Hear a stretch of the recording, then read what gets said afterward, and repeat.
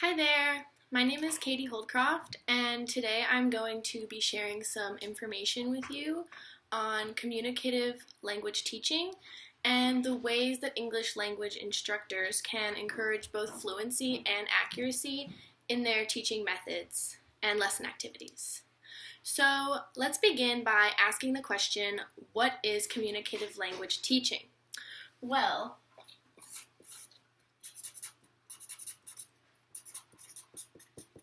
communicative language teaching, or CLT, tries to deal with real-world speaking by preparing students to study English academically as well as communicatively. So there's many factors that make up language competence, and being able to use language fluently is just as vital as being able to use it accurately. That's to say, fluency without some level of accuracy is not fluency. So fluency is pretty equal to accuracy. So without some level of accuracy in your fluency, it's not really fluency. And then without accuracy without some level of fluency inhibits free and flexible speech. So you could say they're both pretty important and they work together.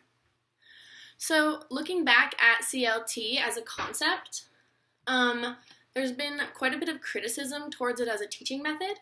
This is because there's no direct focus on grammar. So CLT is often criticized for ignoring accuracy in language. However, this is intentional. So people get upset about it. But actually, they just need to look harder, because if you look at fluency, there's a lot of grammar that's necessary to make that work. So despite these criticisms, CLT doesn't exclude activities intended to improve accuracy. It simply handles them in the context of fluency. So that's coming back to this idea, is that fluency and accuracy actually work together. Fluency is often difficult to encourage in classrooms. However, there are teaching methods and classroom activities that promote fluency among students. So some ideas for instructors looking to promote fluency in the classroom could be using materials that the students are familiar with, such as there's grammar and vocabulary, just concepts like that. So one would be familiar materials. All right. The second thing is using repetition so that students can repeat an activity or use the language again in a similar context. So there's repetition.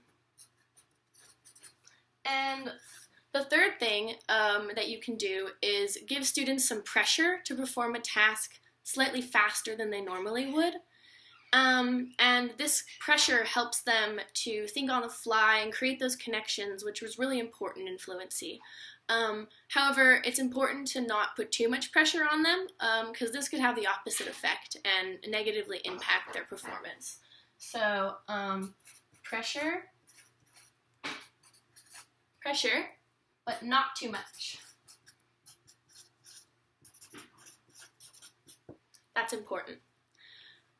So for my final point, before wrapping up this lesson, I want to suggest a couple of activities that instructors can incorporate into their lesson plans to directly promote and develop students' fluency.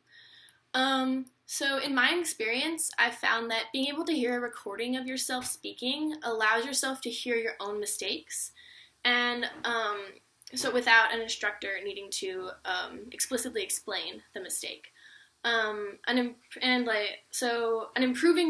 improving recordings exercise is what it's called, has students record themselves speaking, but then allows them to self-correct and re-record themselves until they're satisfied. So that would be an improving recordings.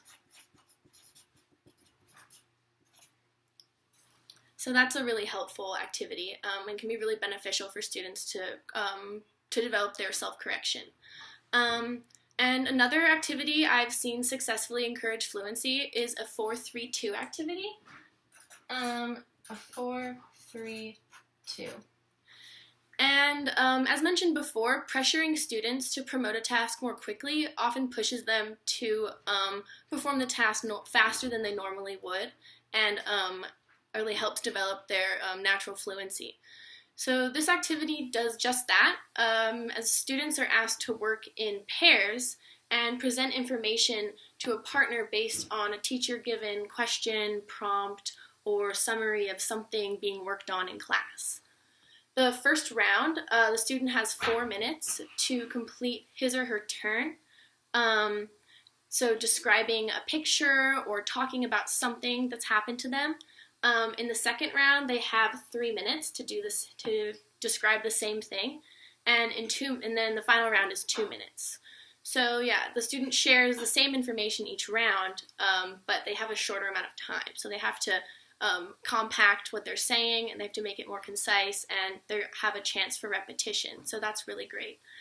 Yeah, so this was my lesson on incorporating communicative language teaching into the classroom and encouraging language fluency amongst students. I hope you found it interesting and useful, and I hope you have a great rest of your day. Thank you.